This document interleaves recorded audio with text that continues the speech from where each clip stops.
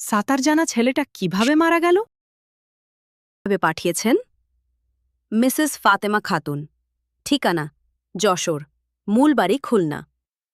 আমি ফাতেমা খাতুন, জন্ম খুলনাতে হলেও বড় হয়েছি যশোর শহরে। এই শহরের প্রতিটি গলি, প্রতিটি মোড় আমার চেনা। কিন্তু কিছু কিছু স্মৃতি থেকে যায়, যেগুলো জায়গার মতোই চেনা হলেও বুকে কাঁপুনি ধরিয়ে দেয়।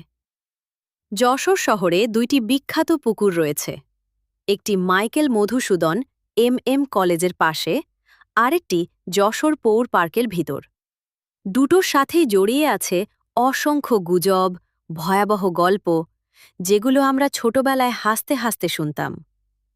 লোকেরা বলতো এম কলেজের পুকুরে নাকি গভীর রাতে মেয়েদের নুপুরের আওয়াজ শোনা যায়। কেউ কাঁদে, কেউ হাসে। কারো চোখে দেখা গেছে এক মেয়ে ভাসছে পুকুরের মাঝে, তার মাথা ভর্তি লম্বা কালো চুল পুকুরের পানির ওপর ঢেউ তোলে। আবার কেউ কেউ শপথ করে বলেছে রাতে জানলার বাইরে এক ভিজে মেয়ে দাঁড়িয়ে থাকে, তার চুল জানলার গ্রিল ভেদ করে ঘরের ভেতর ঢুকে যায়। আর পৌর পার্কের পুকুরের গল্প আরও অদ্ভুত। লোকেরা বলে সেখানে যতই পানি কমানোর চেষ্টা করো না কেন, পানি কমে না, বরং অন্য পাশে এম কলেজের পুকুরে পানি কমে যেতে থাকে। কয়েক ঘন্টা পর দেখা যায় পৌর পার্কের পুকুর আবার ভরে গেছে, যেন কিছু খুশি হয়েছে। বিজ্ঞান ব্যাখ্যা দিতে পারে না। মানুষ বলেছে এই দুই পুকুর একে অপরের আত্মা টানে।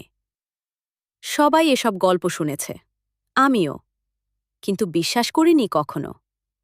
কিন্তু ২০১৯ সালের ঈদের আগের সন্ধ্যা আমাকে জোর করে বিশ্বাস করিয়ে দেয়, এই পৃথিবীতে এমন কিছু আছে যা চোখে দেখা যায় না, কিন্তু যার ছায়া গলায় পেঁচিয়ে মৃত্যু নিয়ে আসে।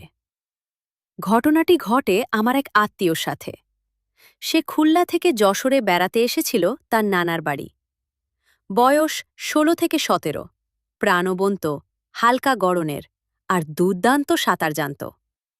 ঈদের ঠিক আগের দিনে বন্ধুবান্ধবদের সঙ্গে পৌর পার্কে গিয়ে ফুটবল খেলে।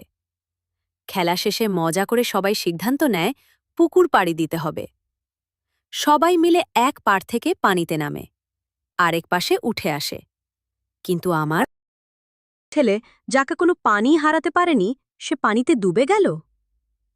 প্রথমে মনে হয় দুর্ঘটনা, কিন্তু মরদেহ উদ্ধারের পর দেখা যায় তার পায়ে গভীর আঁচড়ের দাগ, যেন কেউ বা কিছু জোর করে তাকে নিচে টেনে ধরেছিল। গলায় এবং কাঁধে পেঁচানো ছিল ভেজা, কালো, মেলি চুল।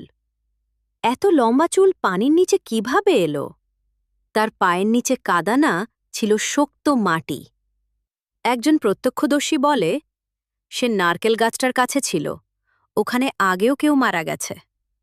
আরেকজন বলে, জানো, ওই জায়গায় দাঁড়ালে মনে হয় পায়ের নিচে কিছু নড়ছে, একটা টান পড়ে। পুলিশ বলল দুর্ভাগ্যজনক দুর্ঘটনা, কিন্তু আমি জানি সেটি দুর্ঘটনা ছিল না। ওর চোখ খোলা ছিল, যেন ভয় দেখে গেছে মৃত্যুর ঠিক আগে। এই ঘটনার পর পৌর পার্কে নামা সম্পূর্ণ নিষিদ্ধ করে প্রশাসন। গাছ কাটা হয়, চারপাশে ঘেরা হয়, সবাই চুপচাপ, কেউ কথা বলে না, যেন শহর নিজেই কিছু লুকিয়ে রাখতে চায়। কিন্তু এম কলেজের হস্টেল থেকে খবর আসতে থাকে। ছাত্ররা বলছে রাত ২টার পর জানালায় দাঁড়ানো এক মেয়ে দেখা যায়। সে নড়ে না, কথা বলে না, শুধু ভিজে চুলগুলো জানালার ফাঁক দিয়ে ভিতরে ঢুকে যায়। কেউ কেউ জ্বর ধরে পড়ে, কেউ পাগলের মতো চিৎকার করতে করতে ছাদে উঠে যায়।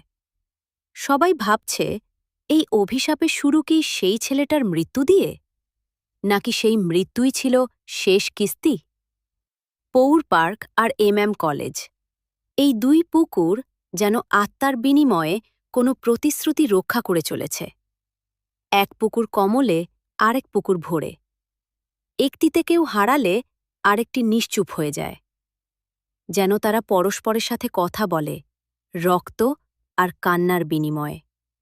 ২০২৫ সালের আজকের দিনে কেউ আর অদ্ভুত কিছু দেখতে পায় না, তবে আমার মনে হয় এই নিস্তব্ধতা এই শান্তি এক অশান্তির আগমন বার্তা, কারণ পুকুর দুটো চুপ থাকলেও পানির নিচে কেউ আছে, হয়তো আজকে নয়, কিন্তু কাল।